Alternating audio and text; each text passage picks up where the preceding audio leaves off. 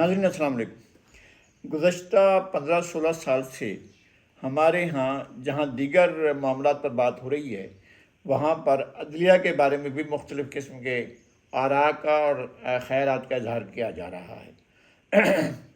जब जनरल मुशर्रफ ने बुलाकर जस्टिस इफ्तिखार चौधरी को आर्मी हाउस में बुलाया और उनसे रिज़ाइन तलब किया, तो इस पर पूरी कौम सीख पा हो गई थी और पूरी कौम की नाराज़गी बजा भी थी कि किसी बावर्दी सदर ममलिकत को या बग़ैर वर्दी के भी सदर ममलिकत को चीफ जस्टिस को बुलाकर इस तरह से उनसे इस्तीफ़ा तलब नहीं करना चाहिए था, और इस पर पूरी कौम उठ खड़ी हुई थी।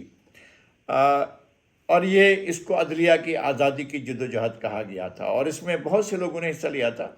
हमने भी इस जद्दोजहद में भी हिस्सा लिया था, इस्लामाबाद जाकर भी मुज़ाहरों में शिरकत की थी और नारे लगाए थे, और यहाँ कराची में भी कई सेमिनारों में शिरकत की थी। और हम चाहते थे कि अदलिया आज़ाद हो, यानी वो असरात से आज़ाद हो, वो एग्जीक्यूटिव के मातहत अदलिया के तौर पर काम न करे, एक आज़ाद अदलिया के तौर पर काम करे।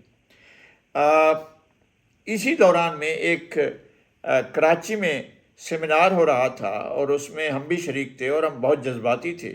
तो मैंने उस मौके पर कहा था कि अदलिया की आज़ादी हम सबका नस्ब आइन है और हम सबको इस जानिब आगे बढ़ना चाहिए। तो बाद में मुकर्रर आए थे हाफिज़ हुसैन अहमद साहब, बहुत मोहतरम है मेरे लिए, बहुत बहुत मैं उनकी इज़्ज़त करता हूँ।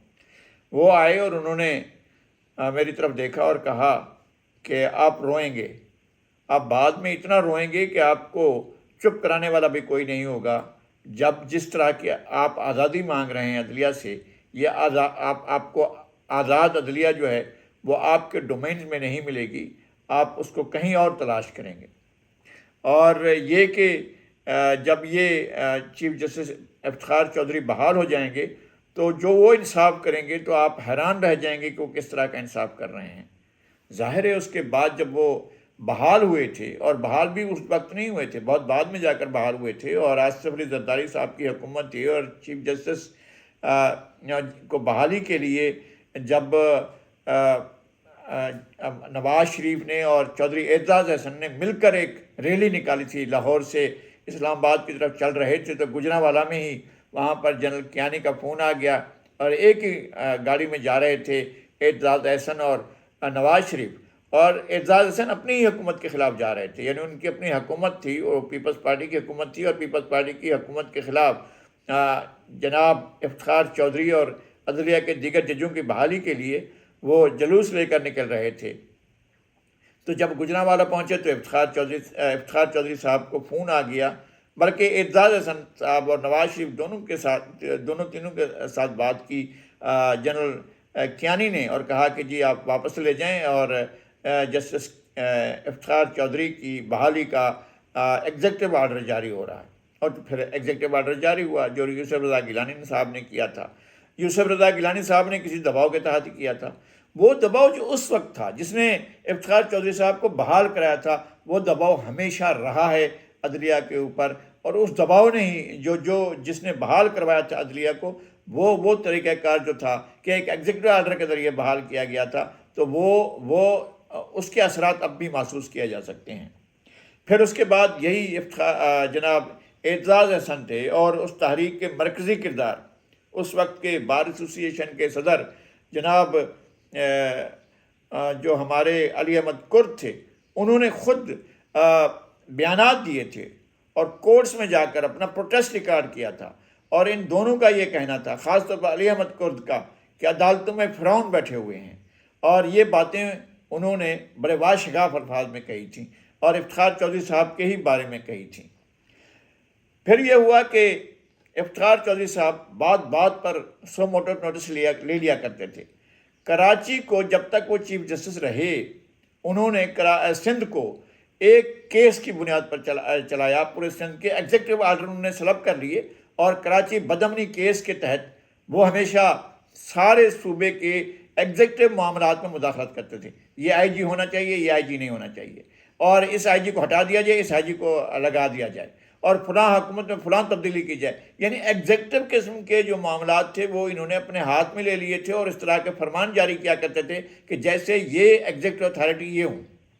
और उन्होंने वफाक के बारे में भी یعنی یہ بھی کوئی بات ہوئی کہ جب آپ کو امیونٹی آئین دے رہا ہے ایک پریزیڈنٹ کو کہ حاصل ہے آپ اپنے ملک کی کسی عدالت میں پریزیڈنٹ کے خلاف کیس نہیں چلا سکتے. اب اس وقت جو ہیں ڈاکٹر عارف الوی کے خلاف یہ نہیں ہو سکتا ہے کہ کوئی ان کے خلاف مقدمہ چلایا جائے یا ان کے خلاف کوئی عدالت ان کو سمن کرے یا ان کو بلائے، ایسا نہیں ہو سکتا ہے. لیکن یہ اصرار کیا گیا کہ جناب آپ خط لکھیں، وزیر اعظم سے کہا گیا آپ خط لکھیں سوئٹزرلینڈ کی کورٹ کو، جنیوا کی کورٹ کو، ان کو کہیں کہ جناب آپ کے صدر مملکت کے خلاف مقدمہ درج کیا جائے یا چلایا جائے. یعنی ان کو یہ کہا جا رہا تھا کہ آپ خود خط لکھیں اپنے صدر کے خلاف اور ان سے کہیں کہ ان کے اوپر مقدمہ چلایا جائے، جبکہ وہ اپنے ملک میں نہیں چلا سکتے، خود افتخار چودھری صاحب بھی نہیں چلا سکتے تھے. یعنی کیا وہ دوسرے ملک کے لیے خط لکھتے؟ جب آئین آپ کو امیونٹی دیتا ہے تو کیا کسی دوسرے ملک کے سربراہ کو یہ امیونٹی نہیں حاصل ہوتی ہے؟ عالمی عدالت انصاف نے، دیکھتے ہیں ہم، عالمی عدالت انصاف نے ان دنوں صدر پیوٹن کو جو ہے نوٹس بھیجا ہے، تو صدر پیوٹن اس کا کیا جواب دیتے ہیں؟ میرا تو خیال یہ ہے کہ اور انہوں نے کہہ دیا ہے کہ جناب یہ کوئی بات نہیں ہوئی، میں نہیں جاؤں گا اس طرف. تو یہ جو جوڈیشل ایکٹیویزم تھا وہ ایک طرف سے عدالتی مارشل لا کی طرف بڑھ رہا تھا، اور اس کے ذریعے پھر افتخار چودھری صاحب نے یہ بھی کیا کہ ایک واٹر کمیشن کے ذریعے صوبہ سندھ کو چلانا شروع کر دیا. ایک جو ہے وہ جج صاحب تھے اور وہ واٹر کمیشن کے سربراہ بنا دیے گئے، سپریم کورٹ سے ریٹائر ہوئے، ان کے واٹر کمیشن کے سربراہ بنا دیا گیا. معلوم ہوا کہ صوبہ وہ چلا رہے ہیں، یعنی جو chief executive of the province تھا اس کی کوئی حیثیت نہیں تھی، کوئی اوقات نہیں تھی. وہ سارا پروٹوکول جو تھے وہ جج امیر مسلم ہانی، جسٹس امیر مسلم ہانی وہ پروٹوکول بھی لے رہے تھے اور وہ صوبہ بھی چلا رہے تھے. ایسا لگتا ساری بیوروکریسی بھی ان کے ساتھ لگی ہوئی تھی. اصل بات کیا تھی کہ ایگزیکٹو کی اتھارٹی کو منیمائز کیا جائے.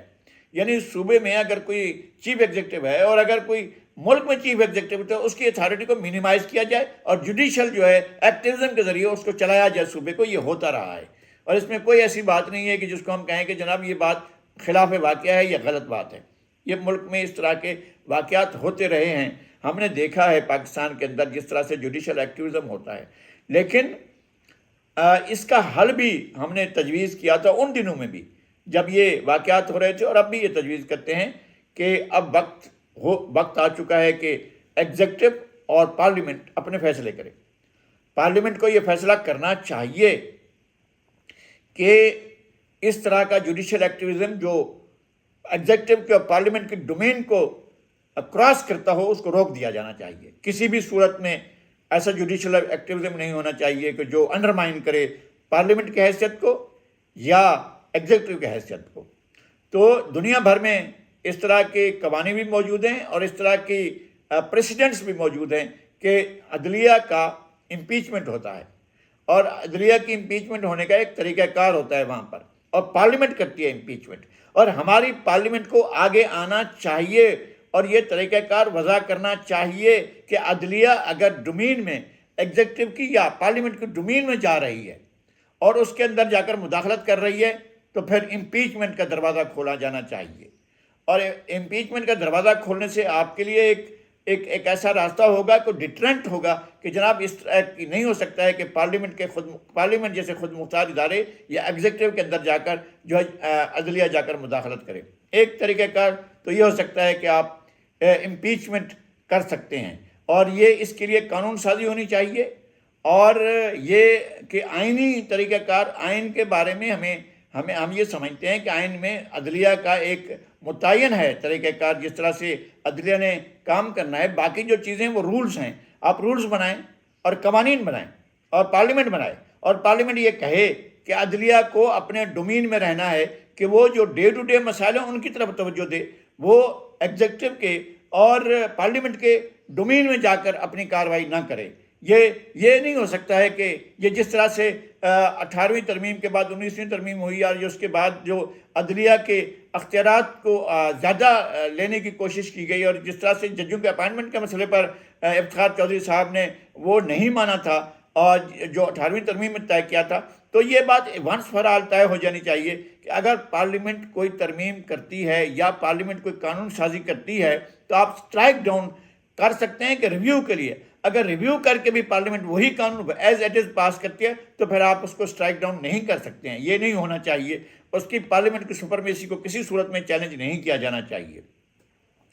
ایک بات اور ہے، وہ یہ ہے کہ سپریم جوڈیشل کونسل مشتمل ہوتی ہے سینئر سپریم کورٹ کے جج صاحبان پر، اور صوبے میں جو ہائی کورٹس ہیں، جو ہائی کورٹس کے چیف جسٹس صاحبان ہیں، ان کے اوپر مشتمل ہوتی ہے. جو سینئر ہوتے ہیں چیف جسٹس صاحبان، ان کے اوپر مشتمل ہوتی ہے، اور جو سینئر سپریم کورٹ کے جج صاحبان ہوتے ہیں ان کے اوپر مشتمل ہوتی ہے. تو میرا خیال ہے کہ اب اس کی تشکیل نو ہونی چاہیے. آئین میں یہ اپنا پارٹیوں کو، جو بڑی پارٹیاں ہیں یا چھوٹی پارٹیاں بھی ہیں، ان کو یہ رکھنا چاہیے کہ وہ سپریم جوڈیشل کونسل کی تشکیل نو کریں گی. ایک طریقہ یہ ہوگا کہ اس میں جج صاحبان ضرور ہوں، لیکن اس میں سینٹ اور قومی اسمبلی کے ممبران بھی اس سپریم جوڈیشل کونسل میں شامل ہوں، جو یہ فیصلہ کریں، جو کنڈکٹ کے بارے میں یا ججوں کے بارے میں اگر کوئی شکایات آتی ہے، اعلیٰ عدلیہ کے جج صاحبان کے بارے میں اگر کوئی شکایت آتی ہے، کوئی ایسی شکایت جس کے تحت ان کا اپنے عہدے پر برقرار رہنا مناسب نہ ہو، تو پھر وہ اس طرح کا فیصلہ ایسی سپریم جوڈیشل کونسل میں جانا چاہیے، یا سپریم کونسل میں جانا چاہیے، یا سپریم پارلیمانی کونسل میں جانا چاہیے، جس کے اندر یہ طے کیا جائے کہ جج صاحب جو ہیں وہ اپنے عہدے پر رہ سکتے ہیں یا نہیں رہ سکتے ہیں. اس کا فیصلہ محض عدلیہ پر نہیں چھوڑا جانا چاہیے، اس میں سینٹ اور قومی اسمبلی کو بھی لینا چاہیے. اور زیادہ مناسب حد یہ ہے کہ اگر کسی ہائی کورٹ کے جج کے خلاف بات ہو رہی ہو، تو اس صوبے کی جو پارلیمنٹ ہے، جو صوبے کی اسمبلی ہے، اس کی طرف سے بھی نمائندگی ہونی چاہیے کہ وہ بھی اس کے بارے میں شامل ہوں کہ سپریم جوڈیشل کونسل کی ہر حالت میں تشکیل نو ہونی چاہیے. اس کے بعد ہی آپ آگے بڑھ سکیں گے. اس وقت آپ کو بہت زیادہ مسائل درپیش ہیں، چونکہ عدلیہ کے بارے میں یہ تاثر عام ہے، اور عدلیہ ہم دیکھ رہے ہیں کہ اس طرح کے اقدامات عدلیہ کی طرف سے ہو رہے ہیں کہ وہ جو سینکڑوں نہیں، ہزاروں نہیں، لاکھوں مقدمات جو پڑے ہوئے ہیں ان پر نہیں ہوتی ہے. جو خاص مقدمات ہوتے ہیں ان کے لیے پورا دن اور کئی دن اور کئی ہفتے لگا دیے جاتے ہیں، اور ان کی اس طرح کی پیشیاں ہوتی ہیں جیسے ملک کے سب سے اہم ایشوز یہی ہیں جو اب حل کیے جا رہے ہیں. وہ اس میں بھی جو عدلیہ کا فیصلہ کرنے کا انداز ہے، اس پر خود عدلیہ میں سوال پیدا ہوتے ہیں. یعنی ایک ایسا فیصلہ ہوا ہے جس میں جو اختلاف کرنے والے جج صاحبان ہیں، انہوں نے صاف کہا کہ جناب آپ یہ فیصلہ نہیں کر رہے ہیں، آپ ایک نیا آئین لکھ رہے ہیں. تو اس طرح کے فیصلے جب عدلیہ کر رہی ہو، اور اگر کوئی ایسا ڈسپیوٹڈ فیصلہ ہو گیا ہے، تو اس کے بارے میں بھی ایک طریقہ کار وضع کیا جائے. جب منقسم فیصلے ہیں ان کے بارے میں بھی یہ طریقہ کار وضع ہونا چاہیے کہ ان کی انفورسمنٹ سے پہلے کیا پارلیمنٹ اس کو ریویو کر سکتی ہے، یا پارلیمنٹ کی کوئی خاص کمیٹی اس کو ریویو کر سکتی ہے. تو ایسا بھی انتظام ہونا چاہیے. پارلیمنٹ کو ہمیں زیادہ بااختیار، زیادہ مقتدر، زیادہ اہم اور زیادہ جو ہے وہ سپریم درجہ دینا ہوگا. ہمارے ملک کا سب سے بالادست اور سب سے اہم اور سب سے بالا تر جو ادارہ ہے وہ پارلیمنٹ ہے. ہمیں پارلیمنٹ کی توقیر کے لیے بات کرنی چاہیے. اگر کوئی ادارہ پارلیمنٹ کو انڈرمائن کرے ایگزیکٹو یا عدلیہ کی طرف سے، تو پھر ہمیں اس کو ضرور دیکھنا چاہیے اور اس کے بارے میں فیصلے کرنے چاہیے. فی الحال اتنا ہی، اور پھر کسی نئے موضوع کے ساتھ حاضر ہوں گے. تب تک کے لیے خدا حافظ.